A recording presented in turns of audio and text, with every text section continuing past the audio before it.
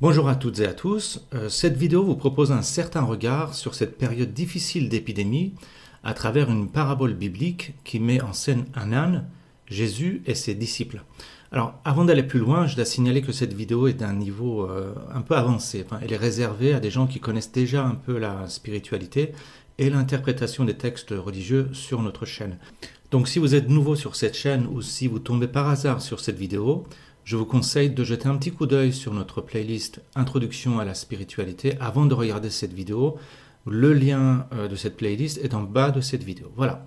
Alors, quel rapport entre l'âne de Jésus et le coronavirus? Eh bien, ce virus souligne la fragilité d'une chose que la plupart d'entre nous considérons justement comme un âne ou une sorte de mulet. Nous passons notre vie à maltraiter cet âne, à mal le nourrir, à l'utiliser à tort et à travers sur des sentiers casse-gueule, tout en lui mettant des tonnes de charges inutiles sur le dos. Et c'est quoi cet âne? Eh bien, dans la parabole biblique que je vais vous expliquer dans le détail, l'âne de Jésus symbolise l'être humain. Alors, je vais vous raconter rapidement cette parabole et vous expliquerai après sa signification et son rapport avec le coronavirus et l'actualité en ce moment. La parabole est la suivante.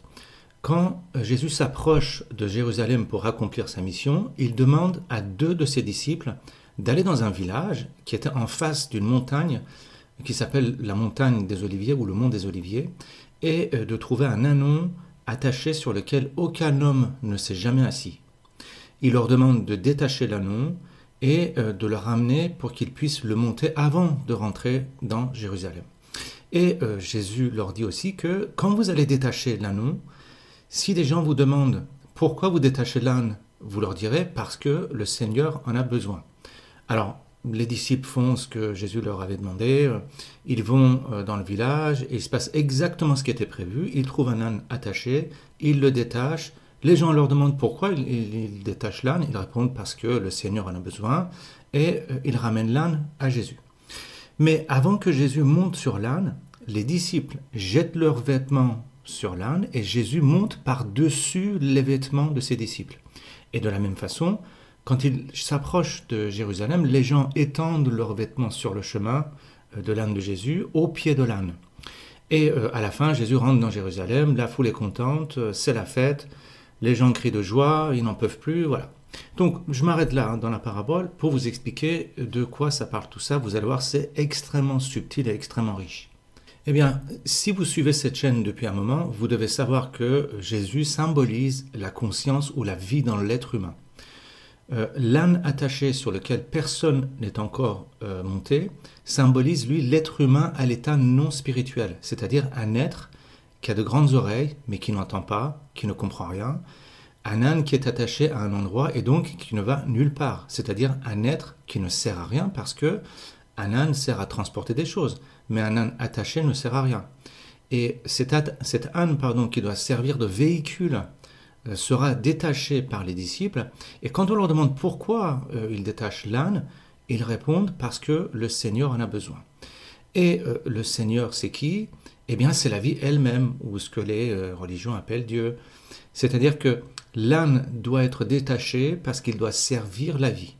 Son rôle va être de transporter Jésus, c'est-à-dire son rôle sera de véhiculer la conscience ou la vie. C'est-à-dire que l'être humain a pour rôle de véhiculer, de transporter la vie qui doit s'asseoir par-dessus. Ça veut dire quoi? Regardez cette image, donc l'âne avec quelqu'un par-dessus. Ça veut dire que l'être humain à l'état brut est comme un âne attaché, mais l'être humain qui est détaché, c'est-à-dire l'être humain conscientisé, c'est quelqu'un qui porte la conscience assise par-dessus son dos. Et cette conscience, ici symbolisée par Jésus, ne s'assoit pas n'importe comment sur le dos de l'âne. Avant que Jésus monte sur l'âne, les disciples jettent leurs vêtements sur l'âne. Alors, qu'est-ce que ça veut dire ce passage? Eh bien, les habits ou les vêtements dans les religions symbolisent le mental ou les pensées, c'est-à-dire le monde des formes, les concepts et les pensées qui habillent les choses, qui habillent la réalité. Pour vous donner un exemple de cette symbolique, Jésus est dépouillé de ses vêtements avant sa crucifixion, c'est-à-dire avant de rejoindre l'Esprit, et par contre, il est habillé de somptueux vêtements quand Hérode l'envoie chez Ponce Pilate, c'est-à-dire pour rejoindre le monde des formes, le monde matériel. C'est aussi d'ailleurs, hein, vous remarquerez, c'est aussi pour ça que les bonzes, les yogis ou les pèlerins musulmans sont dénudés. Donc dans cette parabole, par-dessus l'âne, c'est-à-dire par-dessus l'être humain, se trouvent des habits, c'est-à-dire des pensées, ou un mental comme on dit. Et ce mental sépare la conscience, c'est-à-dire Jésus, et le corps de l'âne, c'est-à-dire l'être humain accompli, l'être humain spiritualisé et son corps sont quelque part un peu détachés. Vous voyez, il y a deux instances séparées. Et c'est sur son âne que Jésus rentre dans Jérusalem, c'est-à-dire que c'est à travers l'être humain que la conscience rejoint son origine. Et sur ce chemin, les gens étendent leurs vêtements par terre.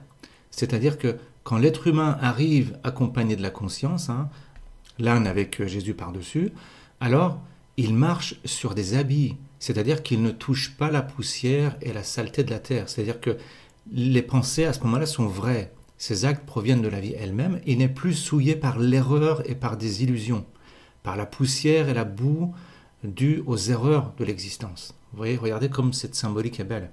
Et les gens crient de joie, c'est la fête. Ça veut dire que celui qui transporte la vie sur son dos, il vivra dans la joie, marchera sur un chemin propre et ne sera pas souillé par la poussière et la saleté de l'existence. Mais seulement, le problème, c'est quoi dans la vraie vie?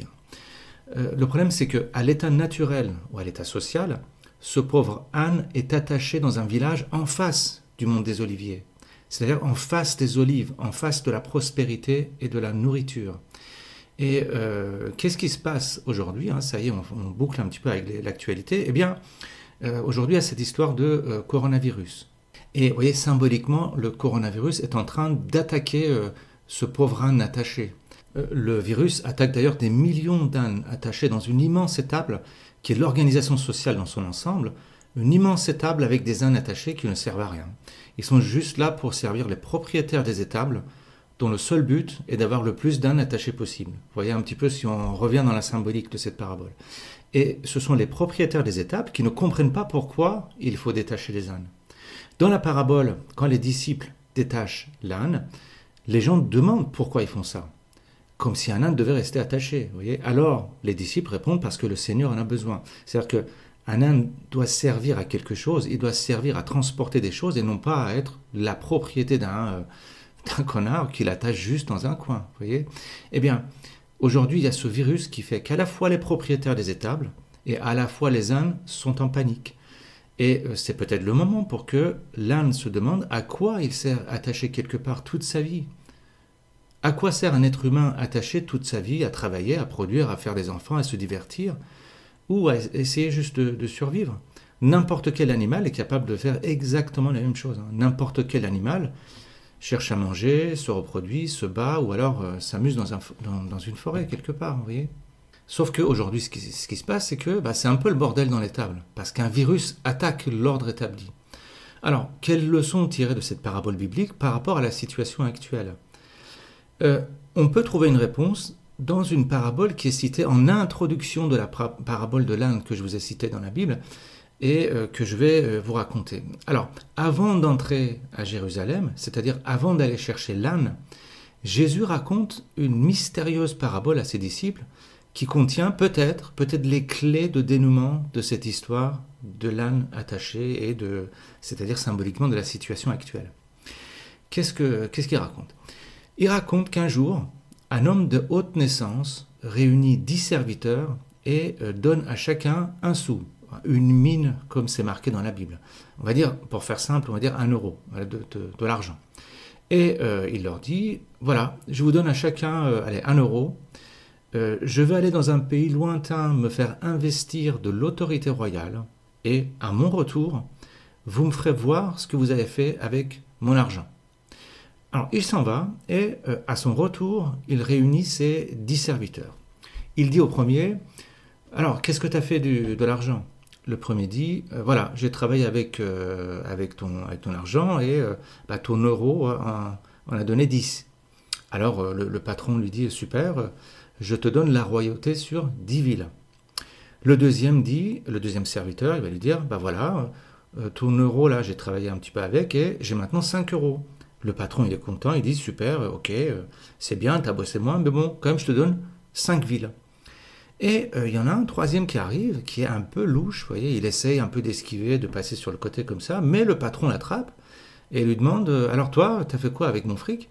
Et le serviteur, qui est un peu louche, il dit, je cite texto, mon Seigneur, voici ton argent que j'ai gardé dans un linge, parce que j'avais peur de toi, parce que tu es un homme sévère, tu prends ce que tu n'as pas déposé et tu moissonnes ce que tu n'as pas semé. Bon, déjà, la parabole est un peu bizarre, on ne comprend pas trop ce que ça veut dire tout ça, et ça devient encore plus bizarre parce que le patron répond une chose assez étrange et lui dit, bah oui, je suis comme ça, je suis un homme sévère, je prends ce que je n'ai pas déposé et je moissonne ce que je n'ai pas semé. Et il dit à ceux qui étaient là, enlevez-lui son euro qu'il a gardé dans un linge, quoi, enlevez-lui son argent et donnez-le à celui qui a déjà 10 euros. Alors les autres répondent, mais Seigneur, il a déjà 10 euros. Et le patron dit, je cite, on donnera à celui qui a, mais à celui qui n'a pas, on notera même ce qu'il a. Je répète, on donnera à celui qui a, mais à celui qui n'a pas, on notera même ce qu'il a. Alors qu'est-ce que ça veut dire cette histoire un peu bizarre qui est citée juste avant l'histoire de l'âne dans la Bible? Il faut savoir que cette parabole-là, elle est vraiment énigmatique. Voilà, on ne comprend pas trop ce que ça veut dire. Eh bien, le Seigneur, l'homme de haute naissance qui va dans un pays lointain, il va se faire investir de l'autorité royale, eh bien, ça représente la conscience, ou la vie, ou l'intelligence. Bon, voilà, appelez ça comme vous voulez. Mais en gros, c'est la conscience qui n'est pas accessible directement par nous et qui domine tout en nous. C'est le Seigneur, c'est le roi.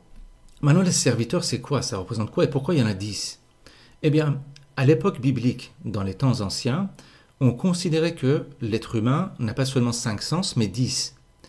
Il y a les 5 sens externes, les perceptions, la vue, le goût, l'odorat, tout ça, mais on considérait également qu'il y avait 5 perceptions internes, qui étaient la pensée, l'imagination, la mémoire, le sens commun et l'estimative. Enfin, l'estimative, c'est la capacité de jugement. Vous retrouvez tout ça dans la philosophie classique, dans Aristote par exemple, et plus tard, tout ça a été repris au Moyen-Âge par des gens comme saint Thomas d'Aquin. Donc les 10 serviteurs sont les perceptions humaines au service de la conscience, ou de la vie, ou de Dieu, appelez ça comme vous voulez. Alors ça, on ne l'a pas sorti de n'importe où, parce que ce nombre de 10 et cette symbolique de 10 serviteurs, 10 animaux, machin, ça revient assez souvent dans les textes religieux dans la Bible.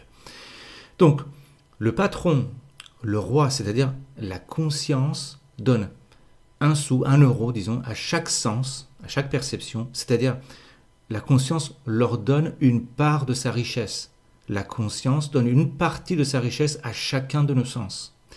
Et la conscience attend de nos sens qu'ils produisent plus de richesse, c'est-à-dire plus de conscience. Ça veut dire que la conscience s'enrichit à travers nos sens et nos perceptions.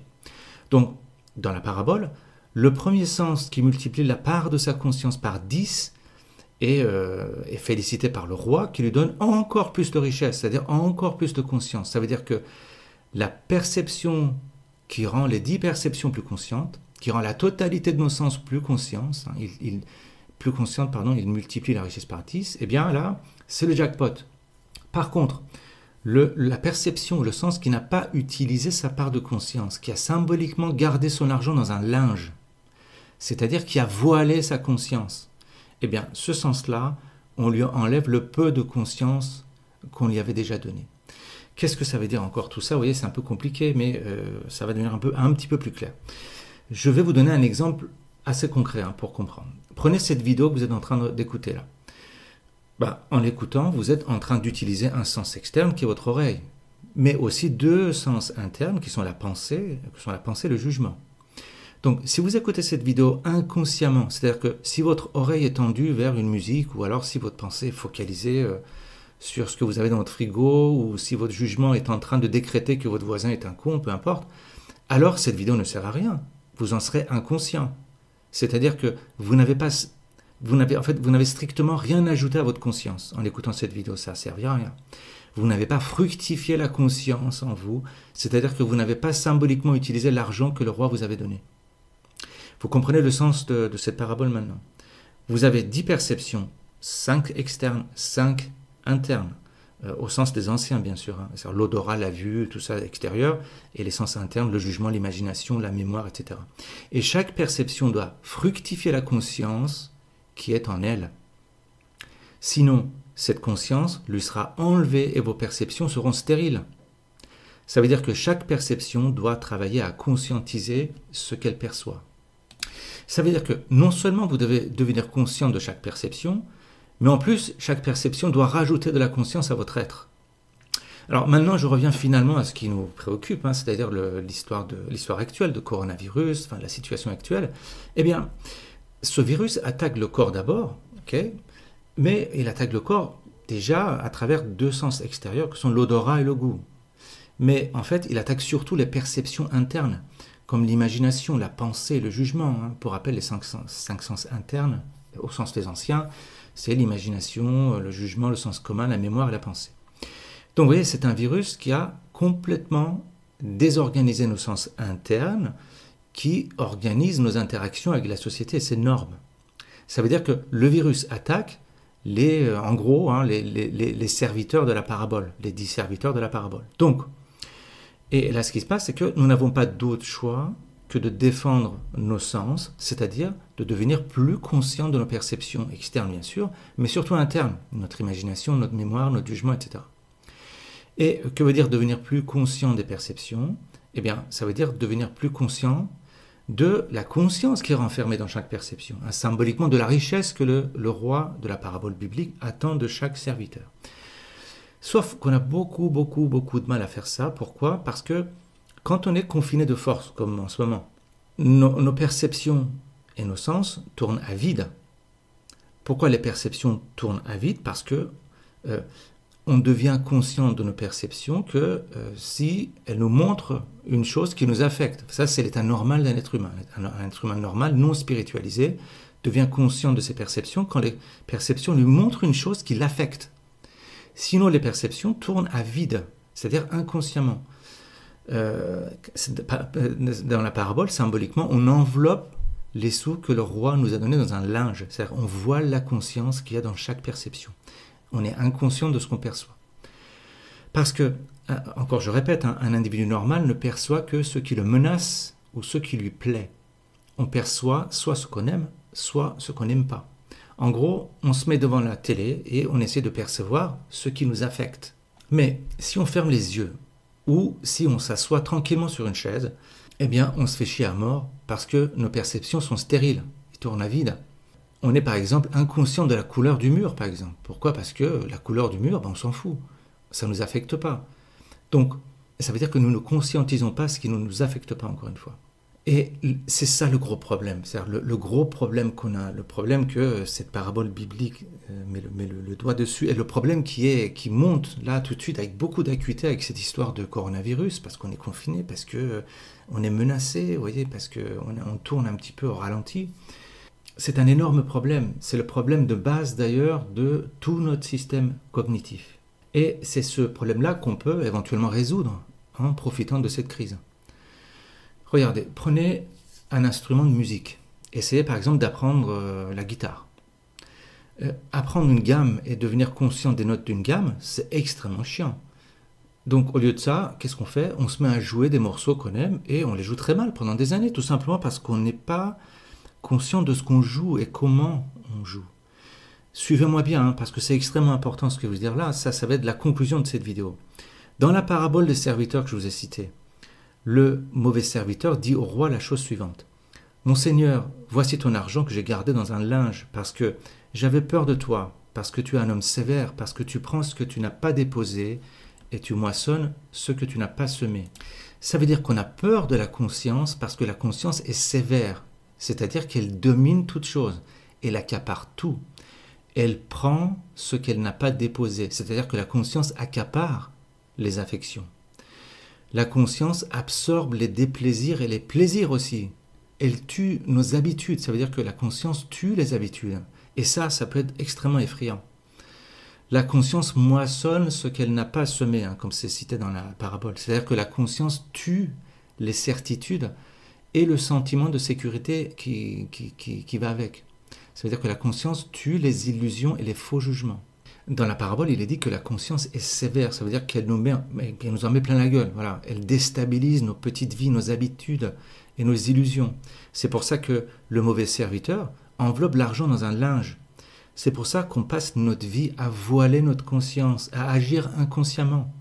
Le linge ou les habits symbolisent, hein, comme j'ai dit plus tôt, notre mental, nos pensées, les formes avec lesquelles on habille la réalité. Souvenez-vous de la parabole de l'âne de Jésus. Les gens jettent leurs habits sous les pieds de l'âne de Jésus. C'est-à-dire que la personne qui porte la conscience sur son dos, hein, l'âne avec Jésus par-dessus, cette personne marche sur son mental, sur ses pensées, et elle met ses pensées à ses pieds, parce qu'elle porte la conscience ou la vue sur son dos.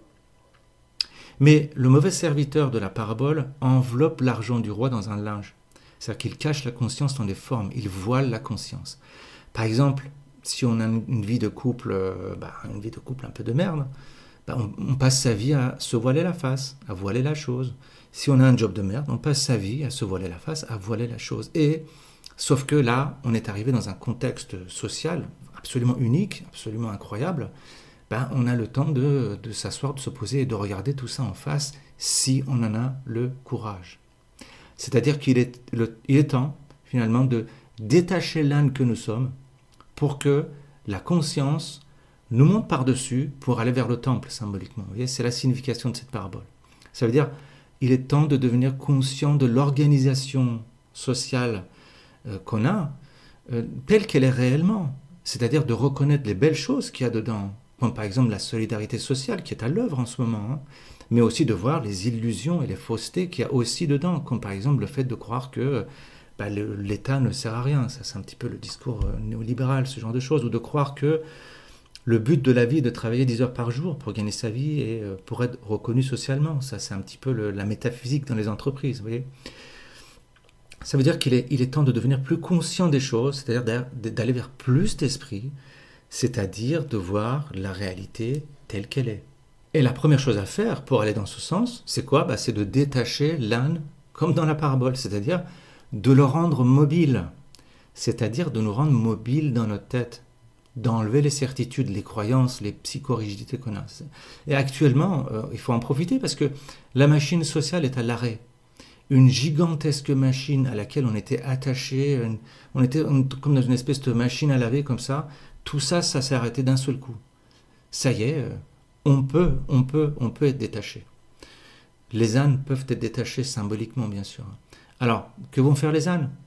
Est-ce qu'ils vont rester dans le village, dans ce village biblique, de tourner en rond et de braire sur Facebook ou sur Twitter en espérant que je vais être celui qui braille le plus fort ?